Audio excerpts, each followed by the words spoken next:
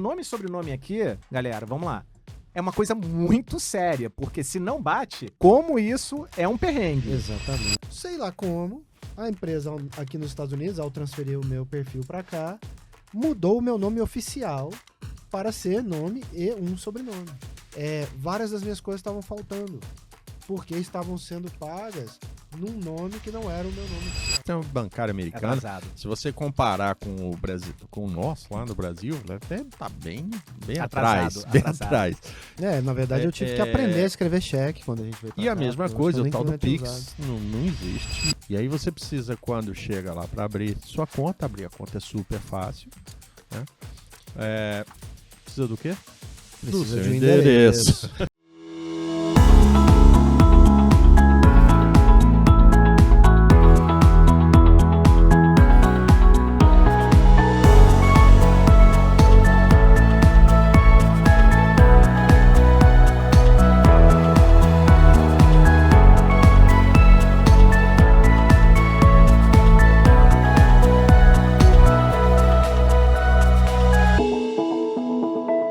Olá pessoal, bem-vindos de volta aqui ao nosso novo canal Fora de Casa. Tô aqui com o André, tô aqui com o Ezequiel, meus camaradas, e abordamos no primeiro episódio o tema de como é que você encontra a sua casa, quais são as coisas importantes, como é que você deixa ela funcionando. E agora, Ezequiel, o que a gente vai abordar? Olha só, Daniel, pois é, e a burocracia, hein? É o que pega agora, meu Deus do céu. Você chega aqui e aí, você traz o que de documento, né? Uma coisa que eu já posso dizer, hein? Certidão de casamento para quem é casado, vai precisar muito aqui. E aqueles que têm filho na escola, Andrezão, precisa trazer o que aí também? Cara, eu nunca esperava. O tal do cartão de vacinação das crianças, isso aí precisa trazer traduzido, tá, galera? Traz isso aí traduzido. E vou te dizer uma coisa: não importa quantas vacinas você já deu, vai faltar. Vai ter vacina que você vai precisar fazer aqui. Isso é uma coisa bem interessante, né? O calendário das vacinas daqui comparado com o Brasil, apesar de aqui ter menos vacinas no total, é diferente por idades. Então acontece de você ter que dar vacinas novamente ou antecipar vacinas, né? E também de já ter vacinas que eles olham e falam, por que ele tomou isso e tal? Isso aconteceu comigo, foi bem... Não, e quando fala da tradução é importante, porque para vocês entenderem tem que ser aquela tradução juramentada, né? Porque aí vira um documento válido aqui nos Estados Unidos, porque aí você vai, por exemplo, abrir uma conta no banco e você quer botar sua esposa ou seu marido, né, conta conjunta, fala assim, cadê a certidão de casamento, como é que funciona, né? Então, assim, a tradução juramentada não só do cartãozinho de vacinação, mas também da certidão de casamento. Tem aqui mesmo, tem vários tradutores na internet mesmo, que você consegue achar na internet.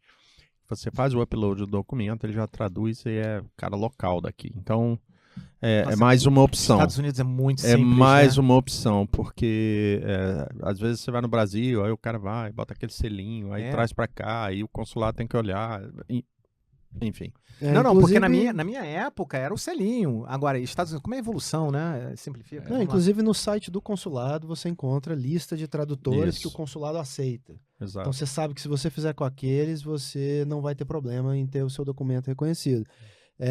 Mas é óbvio que se você fizer no Brasil, vai custar um pouco mais barato do que se você fizer aqui. Com certeza. Mas se você chegar aqui, por acaso, não chegou a fazer essa tradução, você corre atrás que você consegue fazer aqui, desde que você esteja com o documento original na mão.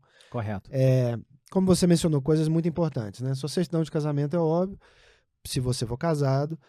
Aqui, o seu passaporte vira o seu principal documento, né? Até que você tenha uma carteira de motorista que vira o documento do dia a dia, o seu passaporte é a sua identificação.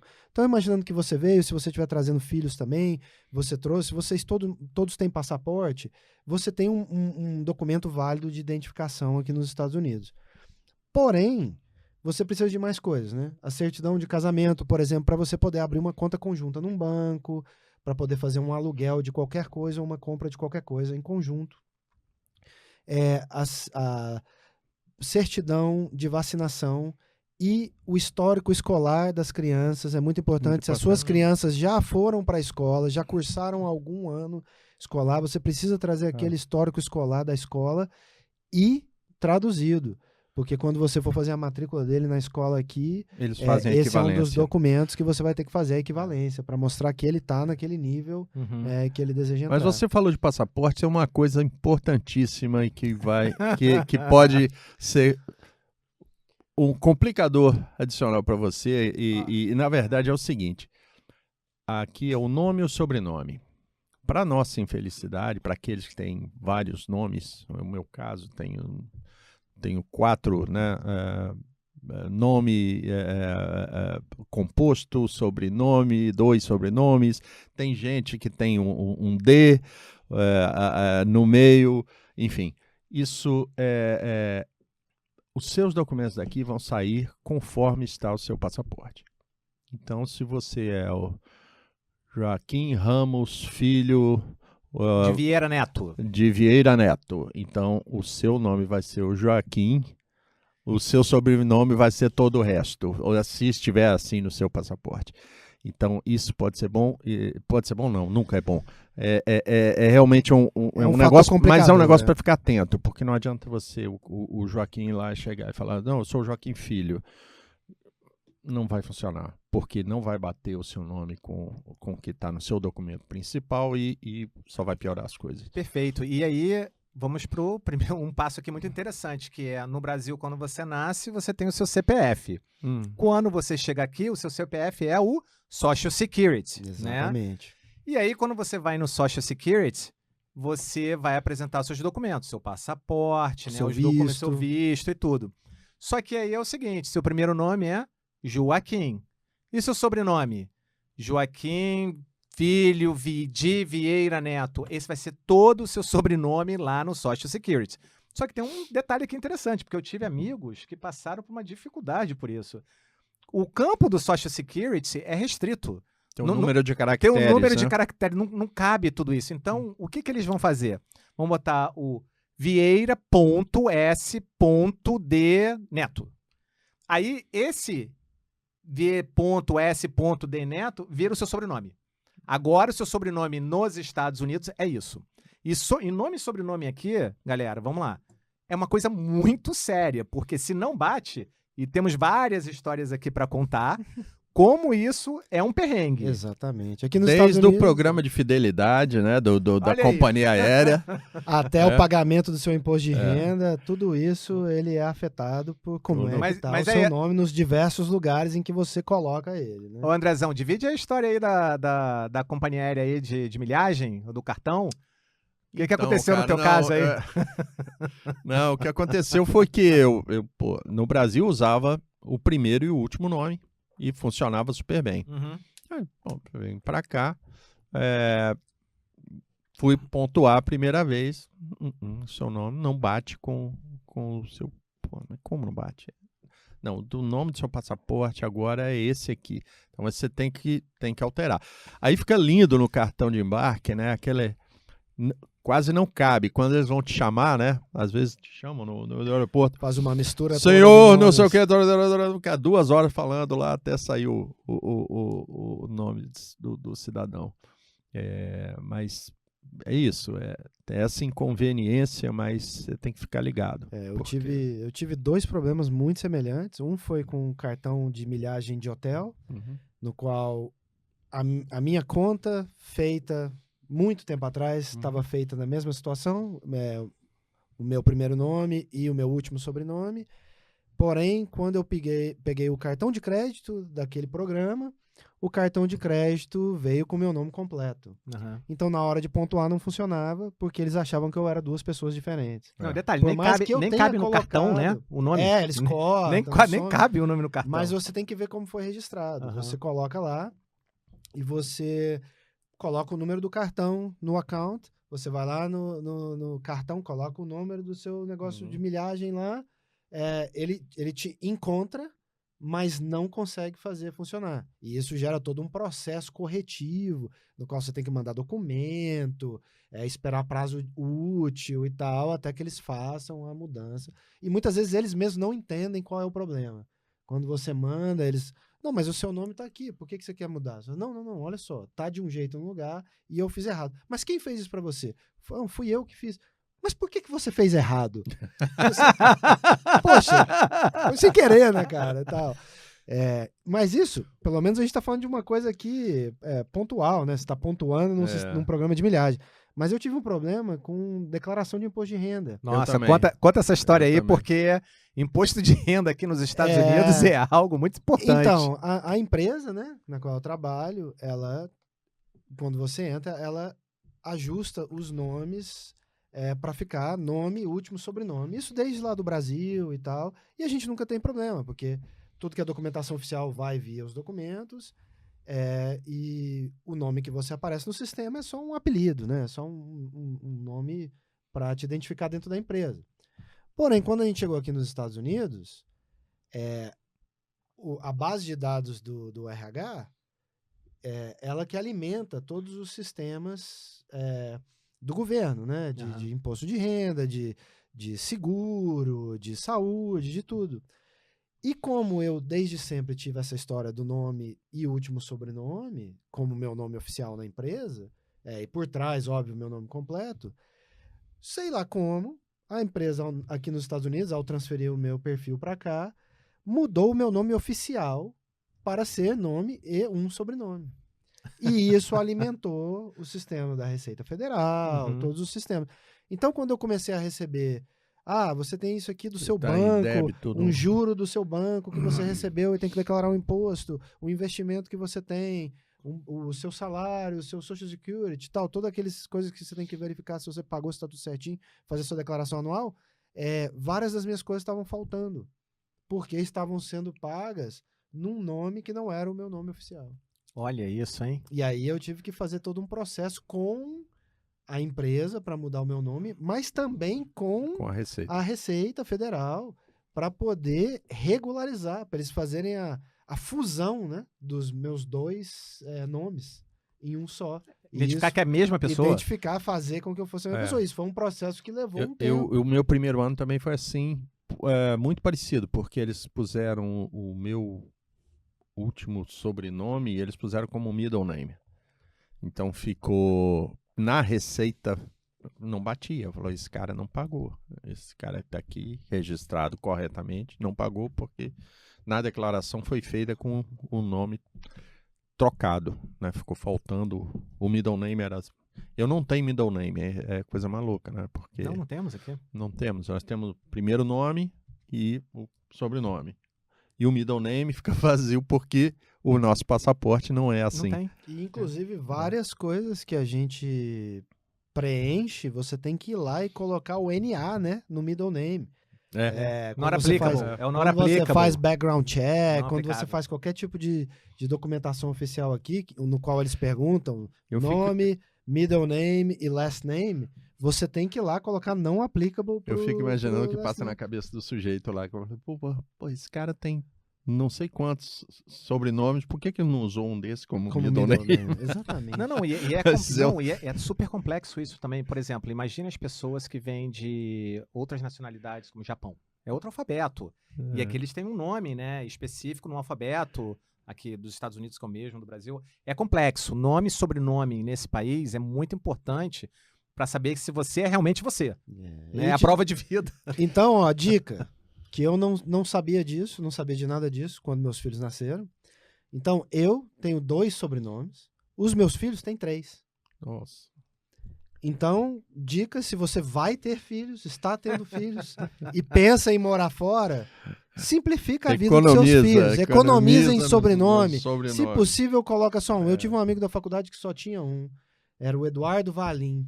O cara tinha um sobrenome, todo mundo achava super estranho, assim, pô, por que você só tem um? Não tem um outro que você não fala, você tá escondendo um não sabe da história, né, das pessoas. Aí o cara, não, mas pra você ver, hoje aqui ele seria o cara mais feliz da vida. Mais feliz da Chegaria, vida. ele é o padrão, um nome, um sobrenome, não tem como misturar, nem dar errado em lugar nenhum. Mas e a carteira de motorista? Me fala aí Bom, você chegou, certamente você tinha sua carteira de motorista do Brasil, ela serve aqui? Ela serve, sim, durante um tempo, ela serve, você pode dirigir aqui, né? Só que é interessante isso, porque quando eu cheguei aqui, eu dirigi aqui e fui fazer com a minha carteira de motorista, Mas uma coisa que é mandatória nos Estados Unidos, e depende de estado para estado, né? Do liability, é o seguro do carro, né?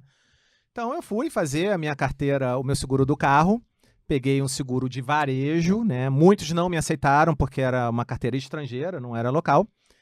E aí eu consegui fazer um seguro num varejão. Só que o seguro é extremamente caro. E aí eu fui aprendendo, sabe o quê? Que se você tiver a carteira de motorista americana, o seu seguro cai 30%. Só porque você tem uma carteira de motorista americana. Só que para você ir tirar sua carteira de motorista aqui, você vai na DMV. É o Detran, né? Resumindo aqui, é o Detran dos Estados Unidos. E aí você chega lá na DMV, você vai fazer uma prova mesmo de educação de trânsito. E aí Que pode ser online. Que pode ser online. E lá mesmo, presencialmente, você faz num computador. E a sua prova prática, você usa o seu próprio carro. Aqui você usa o seu próprio carro para fazer sua prova prática. E é importante ressaltar o seu próprio carro, ou talvez o carro próprio de alguém. Porque um problema que eu tive ao chegar aqui com a minha carteira de motorista do Brasil e tentar fazer a prova com o carro alugado é que o seguro do carro alugado não cobre um aluno fazer teste. É uma coisa estranha. O seguro cobre você bater em outras pessoas, fazer qualquer coisa, mas exclui, né, muitos seguros excluem Olha isso. você fazer uma prova com aquele carro. Então, o pessoal do DNV lá da Pensilvânia, na época, não aceitou de maneira alguma que eu fizesse a prova com o carro alugado. Então, eu tive que conversar com um cara que era meu colega de trabalho para ele me emprestar o carro dele para eu poder fazer a prova. Por sorte, eu tinha esse cara que era um amigão meu, ele tinha morado na França também, nós éramos vizinhos lá e tal, então a gente já se conhecia há muitos anos. E ele tinha até sido meu estagiário. Então, assim, a sorte que eu tive foi de poder virar para o estagiário e falar assim, pô, estagiário, empresta seu carro pro titio fazer a prova ali. E aí deu tudo certo. Mas, assim, são esses pequenos perrengues, assim, que você passa, né? E quando você vai fazer detalhe nisso, quando você faz a prova, você na hora sabe se você foi aprovado ou não, né? É na hora. E se você é aprovado, eles vão te dar um papel A4, principalmente aqui no Texas. Existem estados que já imprimem até uma carteira temporária, tal, mas aqui vão te dar um papel. E esse papel vai ser sua carteira de motorista durante, sei lá, uma semana, 10 dias, até chegar a sua original. No correio. 2 semanas, do correio, né? Então, isso é uma coisa interessante, porque você anda com papel aqui e é isso aí. E a sua carteira de motorista tem o seu endereço. Tem seu endereço. E tem que ter. Então... então por isso que a gente começou falando sobre a primeira coisa que você tem que ter, o endereço. Exatamente. E a carteira de motorista, ela exige para pessoas que são obrigadas a ter o Social Security, né? Porque vale a pena a gente voltar rapidinho na questão do Social Security, porque não são todos os vistos que te permitem ter um Social Security. O Social Security só é permitido em situações muito específicas. Vistos de trabalho, né? Quando você tem vistos de trabalho, você pode ter o Social Security, aliás, é obrigado a ter para recolher os impostos e tal, e recolher sua aposentadoria, todas as coisas relevantes desse sentido. Mas, por exemplo, visto de estudante. Visto de estudante não permite o Social Security. Acompanhante de determinados vistos não permite Social Security. Visto de turista, business, não permite Social Security. Então, não é uma coisa que você vai ter, a não ser que você esteja aqui em condições de ser empregado. É uma coisa que isso é um bom ponto. Isso é um bom ponto. E aí, fazendo aqui, voltando, é uma história engraçada de carteira de motorista de prova prática, né? Tive uma amiga que veio para cá, né? Transferida por uma empresa, e ela foi fazer a prova prática, né? Passou lá no computador, beleza, vou fazer a prova prática. Só que o que acontece no Brasil? A gente tem aquela coisa assim, aqui você tem o stop sign, né? O sinal pare. E pare é pare. O que a gente faz no Brasil? Vai devagarinho, dá aquela olhadinha pro lado, pro outro e vira, né? Chegou aqui, apesar de ter o pare, o que ela fez? Foi devagarinho. Na hora, assim, você é muito perigosa aqui pro trânsito americano, pro Texas, reprovada. E foi reprovada, porque não parou. Então, quando fizerem a prova no stop sign, pare 100%. Ou então estude bem ou antes de fazer a prova, porque tem isso, tem na prova, isso cai na prova, né? Então você presta atenção. Pois é o costume, né? Cara, a minha primeira prova, eu reprovei e foi uma questão de interpretação de comandos, né? Eu fiz a prova toda, parei em todos os pares, né? Fiz as ultrapassagens da maneira certa, dei sinal pra tudo. Você dirige como se você tivesse 80 anos de idade, ali assim, né? Com a cara no negócio, e tudo bonitinho, faz tudo. Nunca dirigi tão bem na minha vida igual naquela prova. Mas chegou na hora de estacionar, eles têm todo o jeito de você olhar, né? Você primeiro olha pro lado esquerdo, depois pro direito, depois pro esquerdo de novo, para que a situação não tenha mudado e tal, enquanto você olhava pro outro lado e tal. E você vai fazendo lá a sua baliza. Apesar de que nenhum lugar que você vai aqui você faz baliza, porque todas as vagas de estacionamento são estacionamentos de frente. Aqui em Houston, né? Você vai pro Nordeste. Não, Nordeste. E a baliza, a distância que eles botam para você fazer, cabe um ônibus. A distância da baliza é gigante, cabe porque aqui ônibus. tem gente que faz prova com caravana, né? Com aquelas coisas. Então é enorme. Eu tava com um carro pequenininho, não era esse problema. Mas o cara me deu um comando que ele falou assim, né? Você tem as linhas, né? No chão. E ele me explicou de uma maneira que eu entendi que eu poderia encostar nas linhas. Ou seja, a linha e tudo que está dentro é válido e o que está do lado de fora é que não pode. Então, quando eu estacionei, a roda de trás encostou, cara, coisa assim de meio centímetro na linha. Eu ainda tinha movimento, que eu podia ir com o carro para frente, para trás de novo e acertar. Mas o carro tava bonitinho, retinho, tava na distância do carro, tava tudo. Mas a linhazinha amarela tava ali só encostando no pneu, cara. Aí eu falei, não, tá bom. Aí o cara olhou e falou assim, você tem certeza? Eu falei, não, tem, tá bom.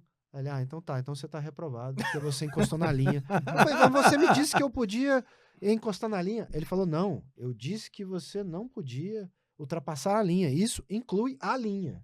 Aí eu falei, então foi um erro de interpretação, né? Não, no momento. E uma coisa que é importante também é o seguinte, para aqueles que vierem, porque uma coisa eu acho que é típica de Houston, Texas, então vocês me corrigem se vocês tiverem outras experiências, mas aqui você tem a Center Lane, né, que é a linha central. O que é isso? Você tem uma rua, né, de mão dupla, vamos supor, e no meio tem uma linha central que você pode ir parar para poder virar. Né? Na Pensilvânia já não tinha, porque eu morei lá, também não via. Em alguns lugares tinha, mas era até mais confuso do que... aqui não era muito comum. É muito normal. Então, assim, se você não conhece o princípio daquela linha central que a gente chama de Center Lane, na hora que você fizer a prova, eles vão te explicar. Eles têm um desenho para te explicar o que é Center Lane e como é que você faz. Beleza. Realmente isso é Mas vamos passar para falar de banco e de finanças. Din-din, né?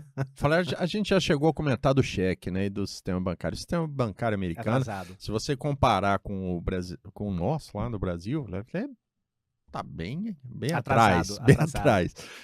Incrível isso, né? Mas é como você falou, até pouco tempo atrás você pagava o HOA mesmo, eles pedem para mandar um cheque. Eu falei, pô, eu não uso cheque há não sei quantos anos, mas enfim. Na verdade eu tive que aprender a escrever cheque quando a gente veio pra cá. E a mesma coisa, o tal do Pix não existe, tem um negócio parecido que começou agora. Há pouco tempo. Há pouco tempo, que faz uma transferência online mais rápida, né? Então... Mas você depende do banco, não tem outro jeito. E aí você precisa, quando chega lá para abrir sua conta, abrir a conta é super fácil, né? Precisa do quê? Precisa de um endereço. E do seu Social Security também, eles conectam lá. Às vezes você pode abrir sem. O Social Security, se você for uma pessoa que tem que ter Social Security, você consegue marcar ele como pendente e você trazer de volta para eles. Inclusive, eu tenho uma história interessante sobre isso. Mas o endereço é fundamental. Inclusive, comentei com vocês aqui, nos bastidores aqui, antes da gente começar a gravar, né? Que eu tenho um amigo que está se mudando para os Estados Unidos nesse exato momento. Chegou aqui antes de ontem. Ele me ligou, pedindo umas ajudas. Foi ao banco abrir a conta dele e não conseguiu, porque ele não tinha nenhum documento que mostrasse qual era o endereço dele. Porque nesse momento você ainda não tem sua carteira de motorista, você ainda não tem conta, nenhum tipo de conta, cartão de crédito, qualquer coisa, né? Ou um contrato de aluguel. Um contrato de aluguel, né? Então é muito importante que você tenha ou o seu contrato de aluguel ou algum documento que tenha o seu endereço, um documento oficial. No caso dele, ele resolveu isso, pedindo para a empresa que o contratou refazer a carta de oferta de emprego, acrescentando o endereço dele lá. Então, quando eles fizeram isso, ele levou a carta de emprego. Facilitou. E aí o banco aceitou. Não só porque deu para ele um vínculo empregatício, que já dá uma confiança de que esse cara vai estar aqui e vai ficar, como também demonstrava qual era o endereço, porque para esse endereço é para onde eles vão mandar o seu cartão, para onde eles vão mandar as faturas, Sua carteira de motorista. Sua carteira de motorista, né? Então, tudo aqui você recebe, inclusive, né, documento de carro, título dos seus carros, qualquer coisa que você comprar aqui, você recebe 2, 3 semanas depois pelo correio, né? Sim. E o cheque vem pelo correio também, tá? Quando você tem algumas coisas, eles vêm pelo correio. Ou você manda pelo correio quando paga. Isso. Eu achei isso muito diferente quando eu cheguei aqui, porque eu via... Você tem a sua casa, você tem um correio, algumas vezes fica na frente da sua casa, né?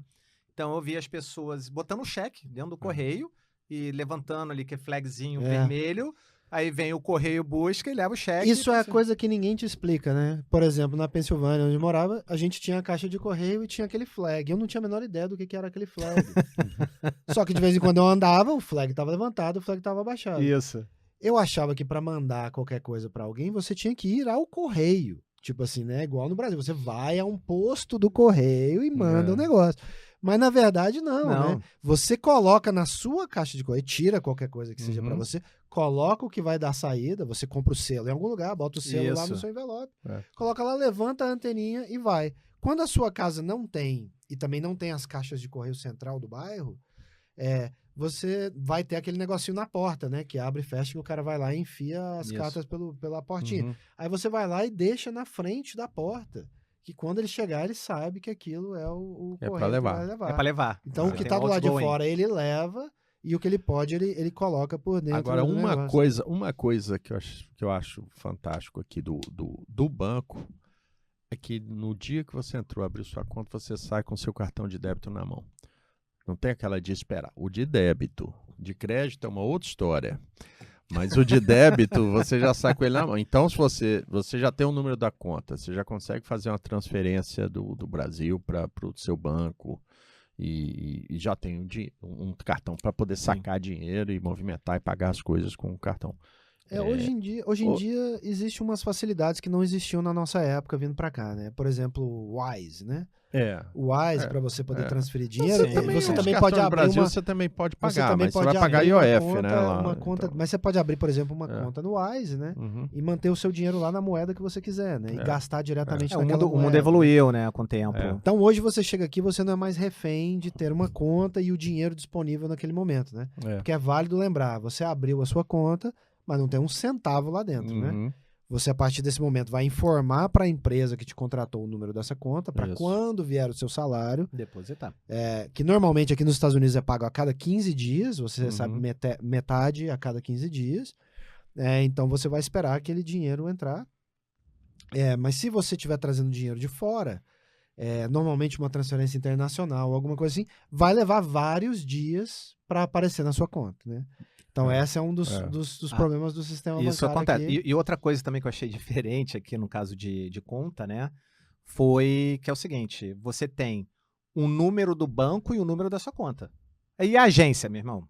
Não existe agência aqui não. Quando a gente tem no Brasil agência, número do banco, é o número do banco e o número da sua conta. Agora, outra coisa que também é muito interessante aqui, diferente do Brasil.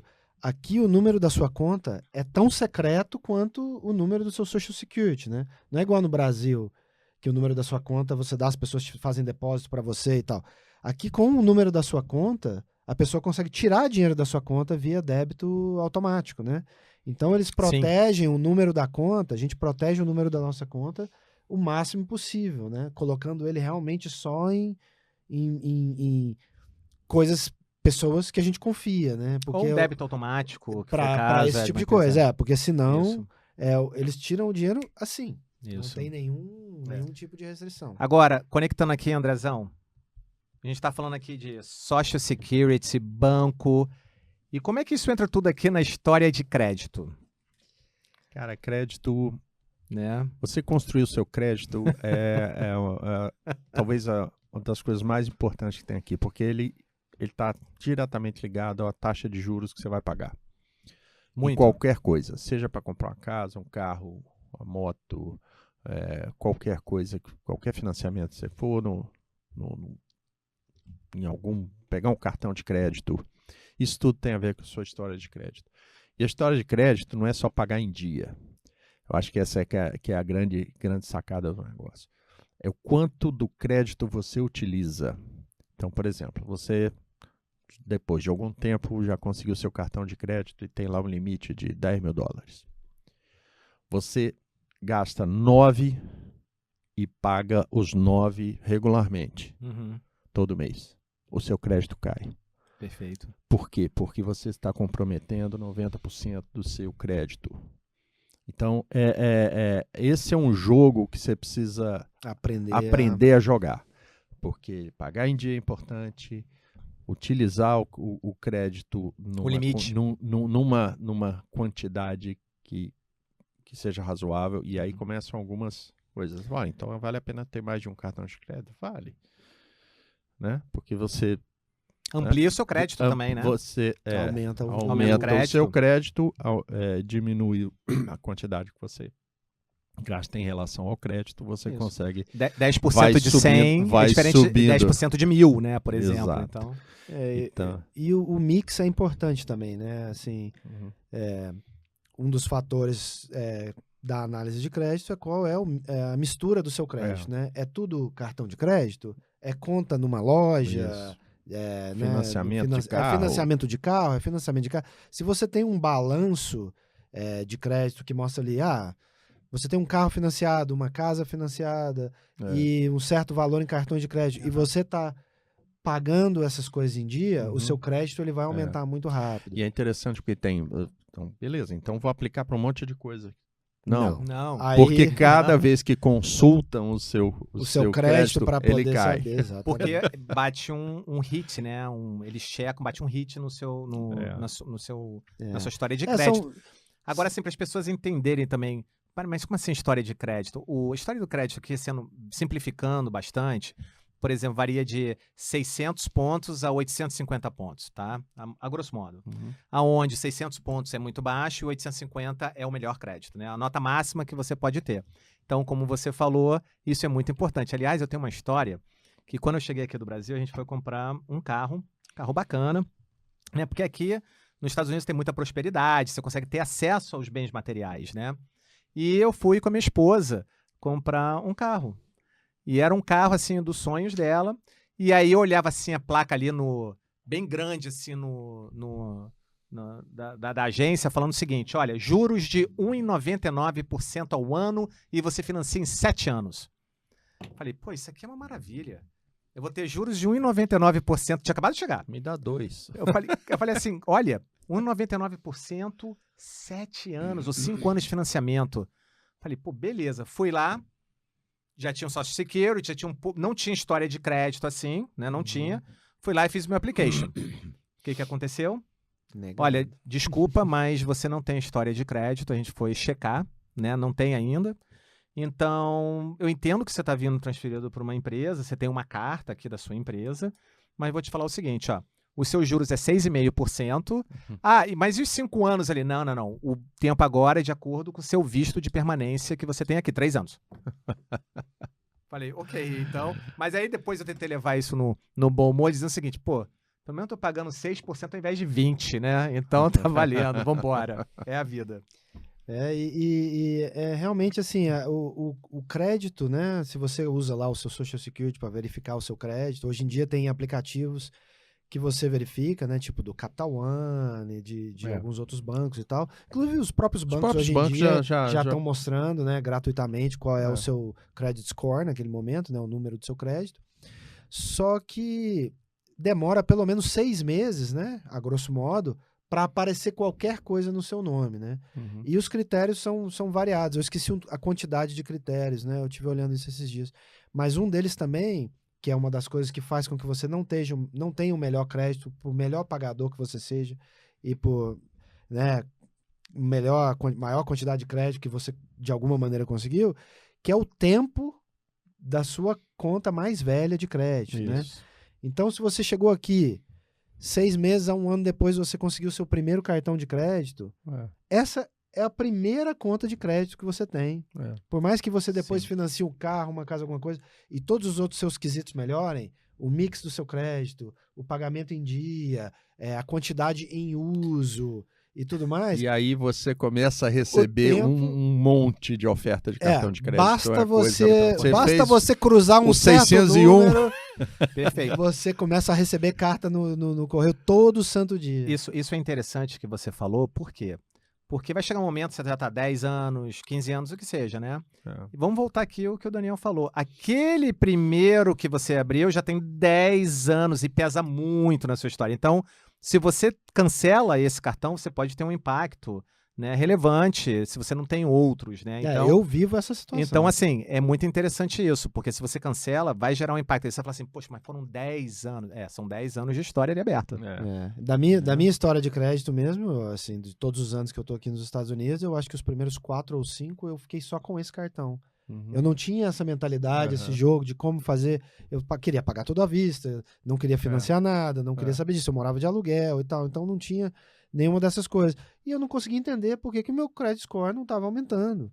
Inclusive, quando eu fui comprar meu primeiro carro, o cara do banco, né, para tentar me ajudar, falou: por que você não financia esse? O juro vai ser um pouco mais alto e tal, mas para poder construir logo sua história de crédito, porque daí para frente tudo vai ficar melhor.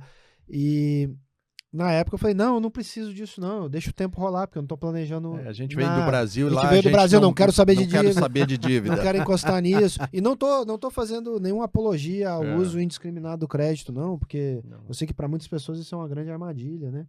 Principalmente quando envolve juros e tal. Mas eu acho que aqui nos Estados Unidos, se você souber fazer o uso responsável, você joga isso a seu favor. Agora, não tô falando também de coisas astronômicas, mas é mais do dia a dia mesmo, né? Agora fica uma dica, hein? Uma dica de experiência própria também é o seguinte. Eu, né, fui lá, tem a United aqui, né? A companhia aérea tem seus cartões. As companhias aéreas têm seus cartões, como também tem no Brasil, né? E eu queria muito ter o cartão da United porque é o único voo direto para o Brasil de Houston, né? Que a gente consegue aqui pegar. E eu fui aplicar, não deu certo, fui negado. E aí eu descobri depois de uns 3 meses assim, um caminho para poder eu começar a tentar criar minha história de crédito. Qual foi? Cartão de loja. Você vai numa Macy's, te dá aquele cartãozinho de crédito, $300 de crédito. Aí você vai numa TJ Maxx, uma outra loja, aí você tem outra, né? Outro cartãozinho, vai te dar mais $200. E aí você vai usando um pouquinho aqui, um pouquinho ali, durante mais uns 3, 4 meses e vai te ajudando a criar a história. Mas vamos falar de carros. A gente falou um pouco de carro e a gente já está indo para a parte final do episódio de hoje. Mas vamos falar um pouco mais de carro. Vale a pena comprar carro usado ou carro zero? O que você acha? Olha, depende. Depende. E aí eu vou trazer uma história aqui muito interessante na época do Covid. Esse é muito bom. O que aconteceu? Covid bateu, fecha tudo, né? Todo mundo em casa. O que aconteceu com os carros? Tudo parado. Tudo parado. Então, isso era 2022, 2021? 2020. 2020. Isso. E aí tinha um carro que eu queria muito comprar foi fabricado em julho de 2019. E eu comprei esse carro no final de 2020. Só que detalhe, o carro tinha 6.000 milhas. Né? Ou seja, 10 mil quilômetros, mais ou menos, né? E aí eu falei assim, nossa, isso é um achado, e com garantia ainda de 3 anos.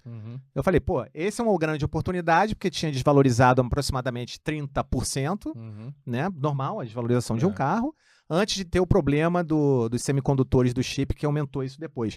Então foi uma sorte também, então aí depende. Nessa época foi muito bom. Falando dessa época, eu tenho uma história ao contrário. Eu também. Porque eu nunca tinha feito um leasing. Aqui você pode fazer o leasing. E o leasing de carro é um contrato de, normalmente, 3 anos. Isso.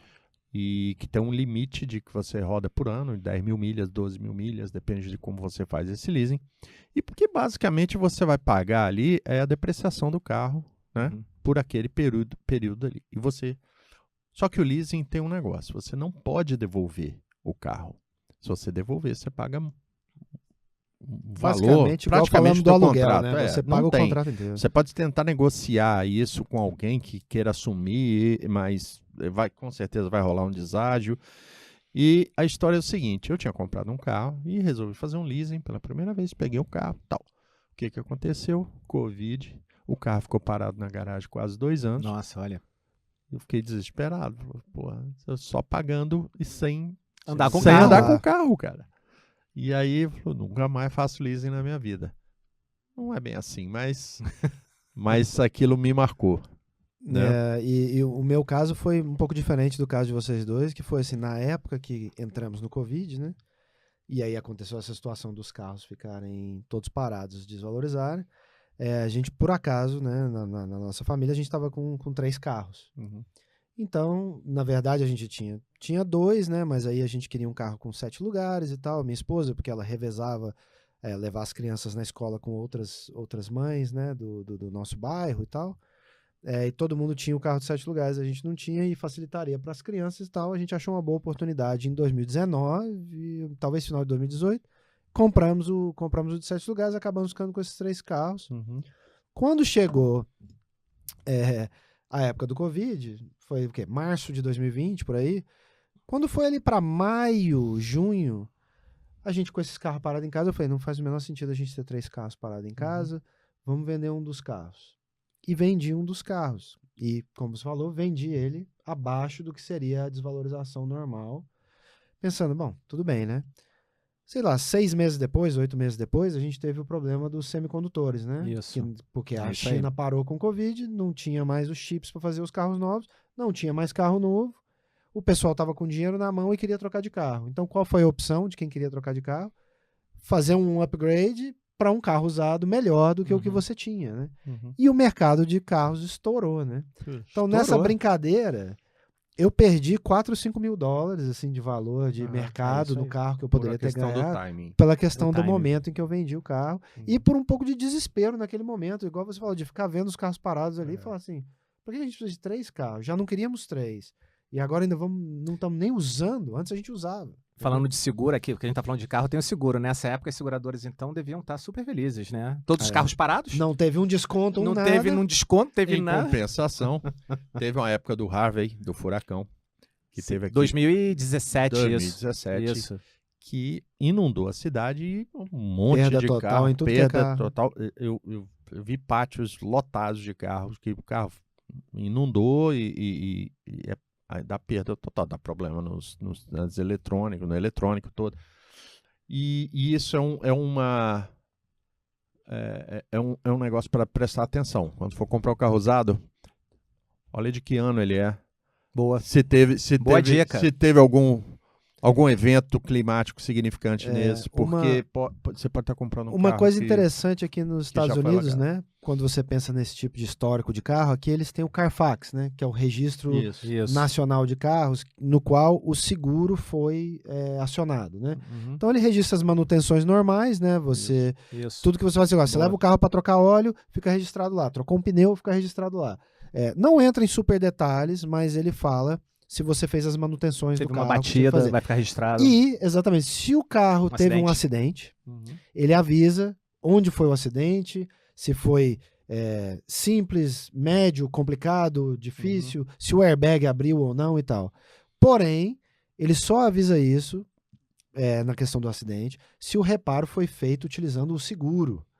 Né? Se você bateu e aí você levou numa oficina autorizada e foi um reparo via seguradora, que você pagou só lá o seu premium, né? E você fez o reparo todo, isso vai ficar no Carfax e o seu carro vai desvalorizar por causa disso, porque vai estar registrado ali para sempre. Agora, muitas pessoas, o que elas fazem, dependendo do tipo de acidente, consertam no particular, né? Não acionam o seu seguro. Isso. E aí não registram no Carfax que aquilo aconteceu com o carro. Então tem que ficar ligado mesmo na hora de comprar, né, para ver. Principalmente se comprar de pessoa física, né? Tem que pegar o reporte. Algumas lojas tipo CarMax, Carvana, que tem esse business de carro usado e tem bastante credibilidade. E outro, antes da gente fechar, onde buscar o preço justo, tem o site que é o Kelley Blue Book. Boa. Que é o KBB, que é muito bom. E ele pode te dar uma noção à base de de quanto vale teu carro, ou o carro que você quer comprar, né? Então, assim, eu acho que essa seria uma dica boa. Inclusive nas situações, né? Se você estiver vendendo para particular, se você estiver vendendo, colocando ele na troca de outro carro. Uma concessionária. E se você estiver comprando ele de particular ou comprando ele de uma loja, né? E eu acho que a última opção que vale a pena a gente lembrar aqui também é que também tem aqueles carros usados certificados, né? Chama-se CPO. Que são os Certified Pre-Owned, que são carros que às vezes você compra eles já tem 3 anos de uso, 2 anos de uso, 4 anos de uso, porém todas as manutenções, tudo do carro foi feito na concessionária, então a concessionária te dá com eles uma garantia estendida. A autenticidade. Então você paga um prêmio, né? Você paga um ágio aí para ter esse carro, eles vão ter um valor acima de um outro carro que não é certificado, com a mesma quilometragem, mesmo modelo, mesmo ano, mesma condição, porém você leva um pouco de garantia. É uma garantia aí, às vezes é 3 meses, às vezes é 6 meses, às vezes é 1 ano. Ou mais 1 ano, 2, depende. E te permite comprar um pacote de garantia também, né? Isso. Principalmente se você estiver aí interessado em um carro de luxo, quer entrar aí nos alemães, esse tipo de coisa. Cara, depois de 3, 4 anos, manutenção fica muito cara. Muito caro. Então, vale a pena você ter o pacote aí de manutenção incluído. Isso aí, Daniel. Pessoal, foi muito bom aí esse episódio. Eu acho que a gente não tocou nem 50% das anotações e tópicos. Vai ter que ficar para os próximos episódios. Se você gostou, tá achando o conteúdo interessante, por favor, dá uma força pra gente aí. Curte, faz aí a sua inscrição no canal, segue a gente lá no Instagram, segue a gente lá no YouTube. Tudo vai estar aí nos comentários do vídeo aí embaixo, né, na descrição. Fora de Casa é o nosso podcast, projeto que a gente está tentando aqui com o intuito de ajudar você aí que está interessado em vir, que está vindo, que acabou de chegar e está tentando resolver a sua vida. Espero que ao longo dos episódios aí a gente consiga te dar um mapa mais ou menos de qual é o caminho que você vai seguir. E é isso aí. Até o próximo. Isso aí. Valeu. Ficou em dúvida? Manda a sugestão, manda um e-mail, sugestão de temas também. A gente, serão sempre muito bem-vindos. Deixa seus comentários ali no YouTube e não esqueçam, contato@foradecasa.net. É isso aí. É isso aí. Um abraço. Um abraço. Até mais. Tchau.